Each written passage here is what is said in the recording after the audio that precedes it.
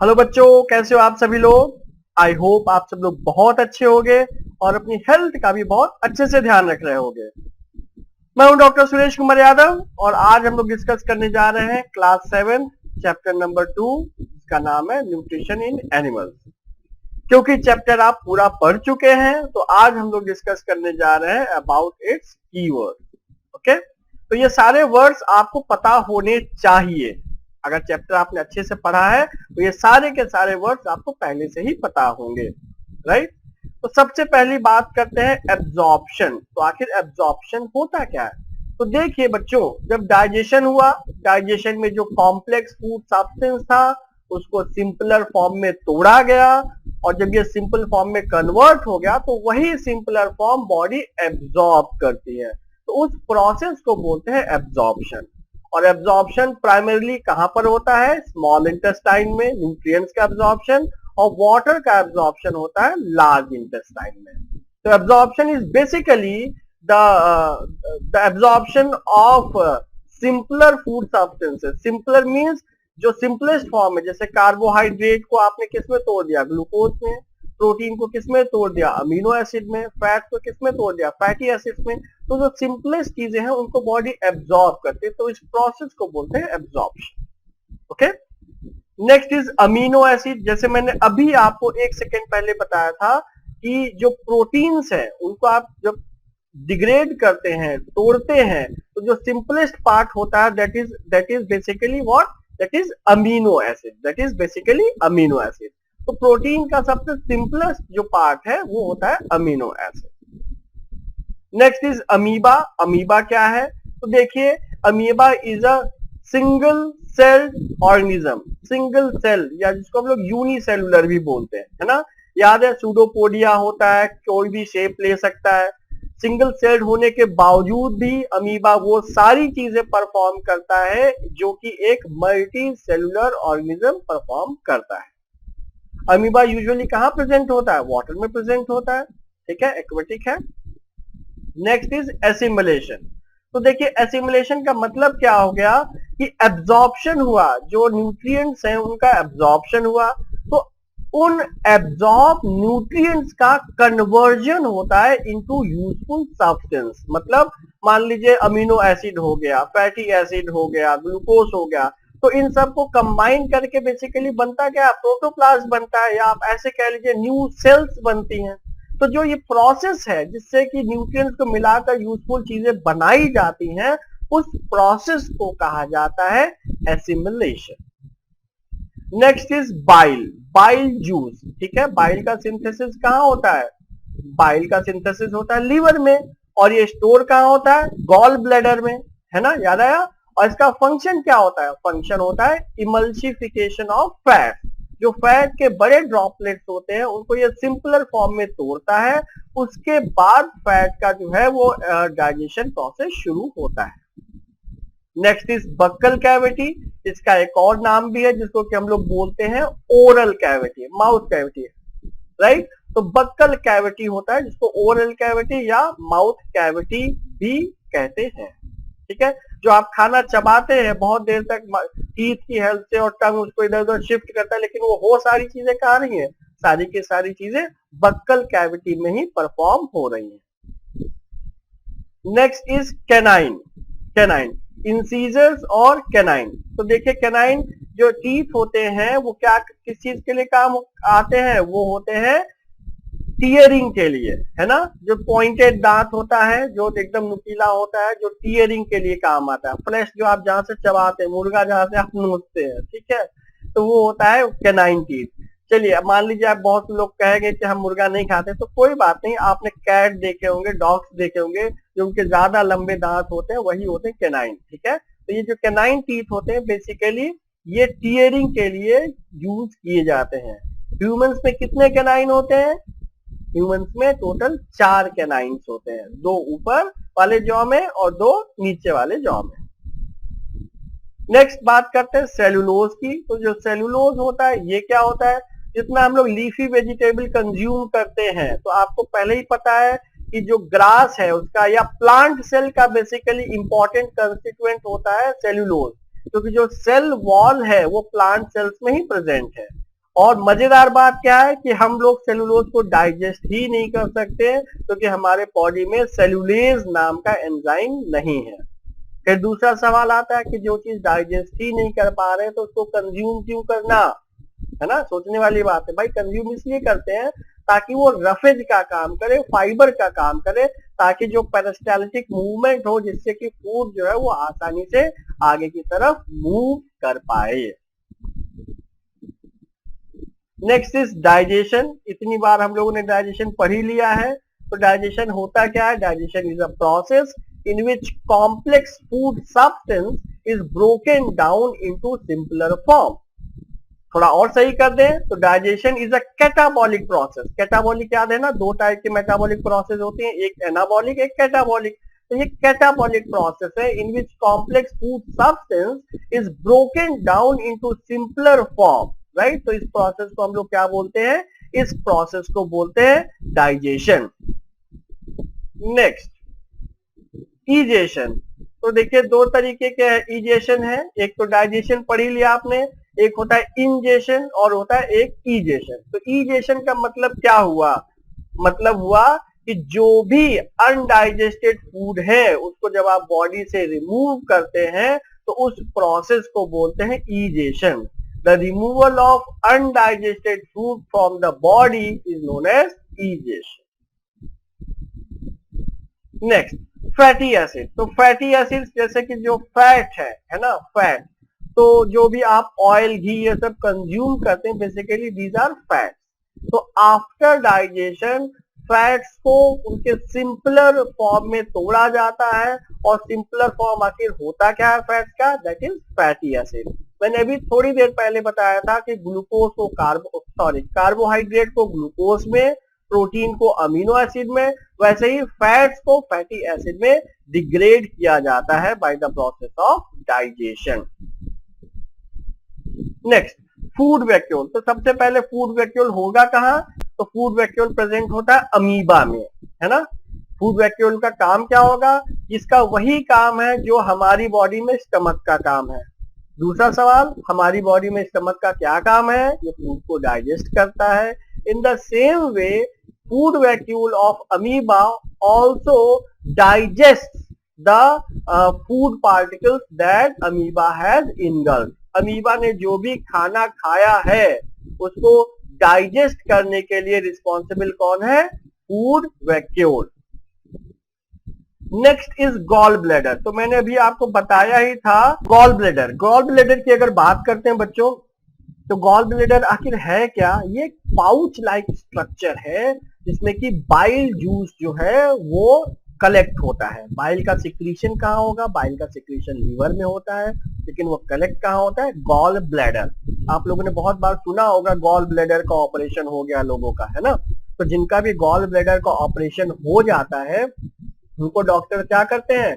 उनको डॉक्टर बहुत ही ऑयली तला भुना खाने के लिए मना करते हैं। क्यों भाई? जब गॉल ब्लैडर ही नहीं है तो बाइल का स्टोर होगा, और जब बाइल स्टोर ही नहीं हो पाएगा तो वो फूड को, वो फैट को कैसे डाइजेस्ट करेगा, है ना। तो इसीलिए उनको फैट मना होता है। नेक्स्ट बात करते हैं ग्लिसरॉल। ग्लिसरॉल क्या है? तो बच्चों ग्लिसरॉल की अगर हम बात करते हैं तो जो ग्लिसरॉल होता है वो बहुत ही स्वीट और काफी सिरप जैसा एक मटेरियल होता है जिसको कि एनिमल फैट से एक्सट्रैक्ट किया जाता है ना। तो जो एज स्वीटनर भी यूज करते हैं, आप लोगों ने ग्लिसरीन सुना होगा, तो ग्लिसरीन भी क्या होता है? तो ग्लिसरॉल का ही कॉमन नेम है ना। तो काफी थिक होता है, विस्कस होता है, और ग्लिसरीन का जो मूवीज में जो रोने के नाटक होते हैं ना, आपको तुरंत आ जाता है, उसमें बहुत बार ग्लिसरॉल भी यूज किया जाता है। इसके अलावा ये एक नेचुरल स्वीटनर है, काफी स्वीट सब्सटेंस होता है जिसको कि आप यूज करते हैं। Next is incisors. इंसीजर्स क्या होते हैं? ये भी टाइप ऑफ टीथ है जो कि हाथ में घड़ी बनाने के लिए काम आते हैं।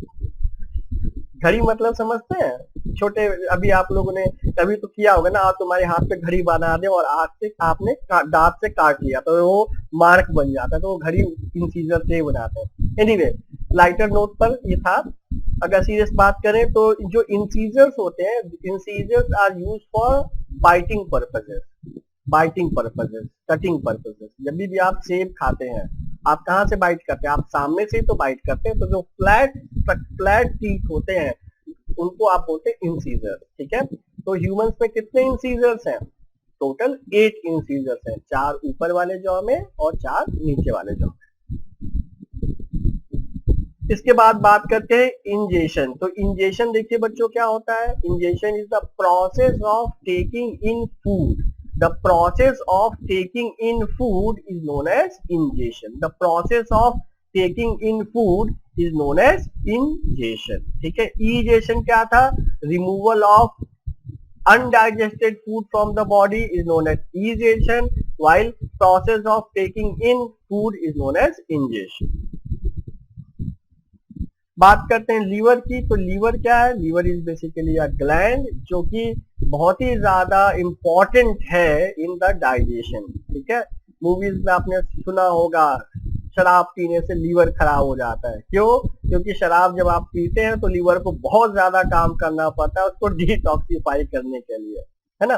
तो लीवर का खैर यहाँ पर काम है बाइल को प्रोड्यूस करना। बाइल जो है वो लीवर में ही प्रोड्यूस होता है जो कि गॉल ब्लैडर में स्टोर होता है। ठीक है, तो लीवर इज अ ग्लैंड जो कि किसका पार्ट होगा? क्या ये एलिमेंट्री कैनाल का पार्ट होगा या डाइजेस्टिव ट्रैक्ट का पार्ट होगा या डाइजेस्टिव सिस्टम का पार्ट होगा? तो ये सवाल मैं आपके लिए छोड़ता हूं, इस पर सोचिएगा। ठीक है, तो लीवर इज अ ग्लैंड, ठीक है, जिसमें कि बाइल का सिक्रीशन होता है और बाइल जब सिक्रीट होता है तो उसी बाइल से फैट का डाइजेशन होता है। नेक्स्ट इज मिल्क टीथ, दूध के दांत। इसका ये मतलब नहीं है कि वो दूध से बने हुए हैं, ये आपको सब पहले से पता है। हम लोगों के पास क्या ना 2 टाइप के टीथ होते हैं, एक जो बचपन के में निकलते हैं और 5-6 साल के उम्र पर टूट के गिर जाते हैं, उसके बाद जो टीथ आते हैं वो थ्रू आउट लाइफ रहते हैं। तो जो मिल्क टीथ है, जो शुरुआत में जब बच्चा 6-7 महीने का हुआ तब जो टीथ निकलते हैं उनको बोलते हैं टेम्परेरी टीथ या उन्हीं को बोलते हैं मिल्क टीथ। ठीक है, और ये फॉल ऑफ हो जाते हैं, उसके बाद में फिर परमानेंट टीथ आते हैं। Next is molar. तो मोलर और प्री मोलर 2 टाइप के ऐसे टीथ है। मोलर सबसे लास्ट वाला सेट है, उससे पहले को बोलते हैं प्री मोलर। ठीक है, और दोनों का पर्पस एक ही है, जो भी आप फूड खा रहे हैं उसको बहुत ही अच्छे से क्रश करना, ग्राइंड करना, है ना, ग्राइंडर की तरह काम करते हैं। ठीक है, सिलबट्टा जानते हैं ना, सिलबट्टा मसाला पीसने वाला, बिल्कुल वैसे ही काम करते हैं। जो भी आप फूड खाते हैं वो मोलर्स के बीच में अच्छे से पिस जाता है। ठीक है, नेक्स्ट इज परमानेंट टीथ। तो देखिए मिल्क टीथ क्या होते हैं? टेम्परेरी टीथ होंगे। परमानेंट टीथ, जब मिल्क टीथ टूट के हट जाएगा उसकी जगह पर क्या निकलेगा? परमानेंट टीथ निकलता है जो लाइफ लॉन्ग आपके साथ में रहता है। लाइफ लॉन्ग का मतलब ये ऐसा नहीं कि हमेशा के लिए रहेगा, मतलब जब तक रहेगा परमानेंट टीथ ही रहेगा। अगर ये एक बार गिर गया तो दोबारा टीथ नहीं निकलेगा, ये मतलब हुआ। इसोफेगस क्या होता है? Oesophagus food pipe. Buccal cavity को स्टमक से कनेक्ट करने के लिए जो अरेंजमेंट है, जो पाइप लाइक स्ट्रक्चर, उसको बोलते हैं इसोफेगस। ठीक है, जो माउथ में आप जो बक्कल कैविटी में जो फूड था सॉलो करने के बाद इसोफेगस से होता हुआ ही वो स्टमक तक जाता है। एक टर्म आपने पढ़ा होगा पेरिस्टालिसिस। तो पेरिस्टालिसिस क्या होता है? It is a wave of contraction and relaxation, alternate contraction और relaxation. As a result food धीरे धीरे करके आगे बढ़ता है, तो उस कॉन्ट्रैक्शन और रिलैक्सेशन की वेव को हम लोग क्या बोलते हैं? पेरिस्टालिसिस। ठीक है, तो पेरिस्टालिसिस कहाँ होगी? इसोफेगस में होती है। Next is pancreas. तो पेनक्रियाज भी ग्लैंड है जो स्टमक के साथ में एकदम लीफ लाइक स्ट्रक्चर अरेंज होता है ये। ठीक है, और ये क्या सिक्रीट करता है? ये पेनक्रियाटिक जूस सिक्रीट करता है जो कि बहुत ही इंपॉर्टेंट है डाइजेशन के लिए। ठीक है, बहुत ही ज्यादा इंपॉर्टेंट है डाइजेशन के लिए पेनक्रियाज। पेनक्रियाटिक जो जूस है वो बिना पेनक्रियाटिक जूस के जो डाइजेशन है कंप्लीट नहीं हो सकता है, इसलिए पेनक्रियाटिक जूस बहुत ही ज्यादा एसेंशियल है।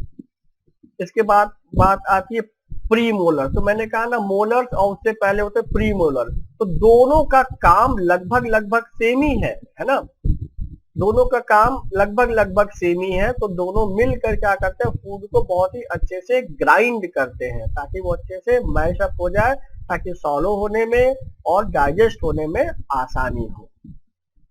Next is pseudopodia. तो सूडोपोडिया बच्चों क्या होता है, अमीबा आपने पढ़ा है। सूडोपोडिया, सूडो का मतलब होता है फॉल्स और पोडिया का मतलब होता है फीट, तो इसको फॉल्स फीट भी बोलते हैं। ठीक है, फॉल्स फीट क्यों, क्योंकि तो एक जगह से हटेगा दूसरी जगह से आ जाएगा। तो शेप कोई भी हो सकता है अमीबा का, तो सूडोपोडिया जो होता है वो अमीबा को हेल्प करता है मूव करने में एक जगह से दूसरी जगह, पहली बात। दूसरी बात, सूडोपोडिया ही हेल्प करता है अमीबा को फॉर इनगल्फिंग फूड।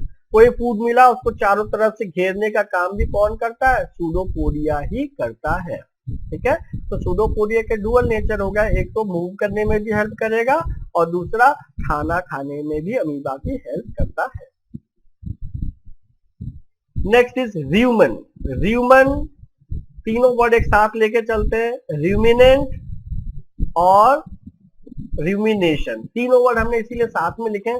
तो सबसे पहले बात करते हैं र्यूमेन की बात करते हैं। तो देखिए जितने भी ग्रास ईटिंग एनिमल हैं, ग्रास ईटिंग एनिमल, आपने अक्सर देखा होगा कि वो जल्दी जल्दी खा लेते हैं, फिर जब शांति से बैठते हैं तो आराम से चुगाली करते हैं, चबाते रहते हैं, है ना।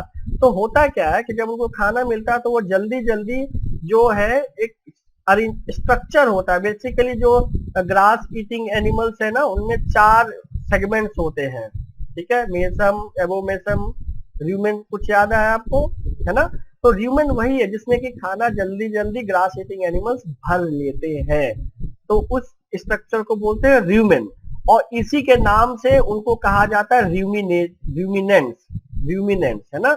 ऐसे एनिमल्स जिनके पास र्यूमेन प्रेजेंट होता है उनको आप क्या बोलते हैं, र्यूमिनेंट। क्या ये पॉइंट समझ में आया।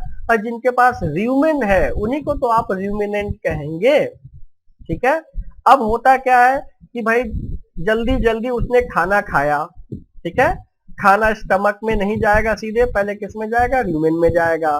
फिर र्यूमेन में रहकर थोड़ा सा डाइजेस्ट हो चुका होता है, फिर वापस इसको माउथ में लाया जाता है और फिर इसको फर्दर और चबाया जाता है। तो वापस माउथ में लाने की प्रोसेस को बोलते हैं र्यूमिनेशन। र्यूमेन से वापस से माउथ में लेकर आना, फिर फर्दर क्रश करना और फिर दोबारा सॉलो करना, ये जो प्रोसेस है दैट इज बेसिकली र्यूमिनेशन। ठीक है, तो बच्चों र्यूमिनेशन क्या हो गया, र्यूमिनेशन हो गया the process of bringing food back from human to mouth, ताकि एनिमल उसको और अच्छे से चबा पाए और फिर दोबारा सॉलो कर पाए। तो इस प्रोसेस को बोलते हैं र्यूमिनेशन। र्यूमिनेशन के बाद बात आती है सलाइवरी ग्लैंड्स की, है ना। तो आप जानते ही हैं कि saliva is very important for us. बिना सलाइवा के आप फूड को प्रॉपरली उसमें मिक्स नहीं कर पाएंगे और जब तक सलाइवा मिक्स नहीं होगा तो अच्छे से वो मूव नहीं होगा। तो सलाइवा एक लुब्रिकेशन प्रोवाइड करता है, चाहे टंग में लुब्रिकेशन की बात हो या इवन फूड को मूव करने में भी हेल्प करता है। इसके अलावा सलाइवा में प्रेजेंट होता है सलाइवरी अमाइलेज, जो कि स्टार्च को डाइजेस्ट करते हैं। तो ये सलाइवा आखिर सिक्रीट कहाँ से हो रहा है, सलाइवा आखिर सिक्रीट होता है सलाइवरी ग्लैंड से, है ना। तो जो सलाइवरी ग्लैंड है इनकी ओपनिंग कहाँ होती है, बक्कल कैविटी में होती है। वो सलाइवा पोर इन करते हैं, जब भी आप कुछ खाते हैं या कुछ स्वादिष्ट देखते हैं तभी भी खूब सारा सलाइवा मुंह में आ जाता है ना। तो सलाइवा का काम क्या होता है, एक तो सलाइवरी अमाइलेज है जो कि स्टार्च को डिग्रेड या डाइजेस्ट करने के लिए रिस्पॉन्सिबल है। सलाइवा लुब्रिकेटिंग एक्शन प्रोवाइड करता है, टंग को, माउथ को मॉइस्ट रखता है और सलाइवा जो है वो फूड को सॉलो करने में भी हेल्प करेगा। मतलब अगर सलाइवा नहीं होगा तो फूड आसानी से सॉलो नहीं हो पाएगा। मतलब कि ये लुब्रिकेटिंग एक्शन है सलाइवा का जो कि सॉलोइंग में हेल्प करता है। बात करते हैं विलाई की। तो विलाई क्या होंगे, villi are finger like projection. Finger like projection होते हैं, कहां पर होते हैं, स्मॉल इंटेस्टाइन में। और इनका पर्पस क्या होगा, इनका फंक्शन होगा एब्जॉर्प्शन को बढ़ाना। जो एब्जॉर्प्शन होता है उसको इंक्रीज करते हैं, है ना। तो villi are finger like projection present in the intestine, they basically increase the surface area और उस सरफेस एरिया की वजह से एब्जॉर्प्शन बढ़ता है। जितना ज्यादा सरफेस एरिया होगा उतना ज्यादा एब्जॉर्प्शन होगा। सलाइवा की बात मैंने अभी डिटेल में की है ना। क्योंकि सलाइवरी ग्लैंड जब बात आई थी तो हमने पूरा का पूरा सलाइवा भी डिस्कस कर दिया था, तो अब हमें यहाँ पर डिस्कस करने की जरूरत नहीं है ना। तो बच्चों ये जो टर्म्स थे ये आप लोगों को पहले से ही पता थे, क्योंकि आपने चैप्टर बहुत अच्छे से पढ़ा हुआ है, तो आई होप ये सारे टर्म्स आपको पहले से ही क्लियर थे। अगर नहीं थे तो इनको आप क्लियर कर लीजिए, है ना, क्योंकि बहुत इंपॉर्टेंट वर्ड्स हैं और हमेशा इनका सामना आपसे होता रहेगा, या ऐसे कहें कि आप इनको फेस करते रहेंगे, तो ये वर्ड जितने क्लियर होंगे उतना ही अच्छा रहेगा। ठीक है बच्चों, तो मिलते हैं हम लोग सब्सिक्वेंट वीडियोस में फर्दर टॉपिक्स के लिए। Till then stay fit and stay healthy.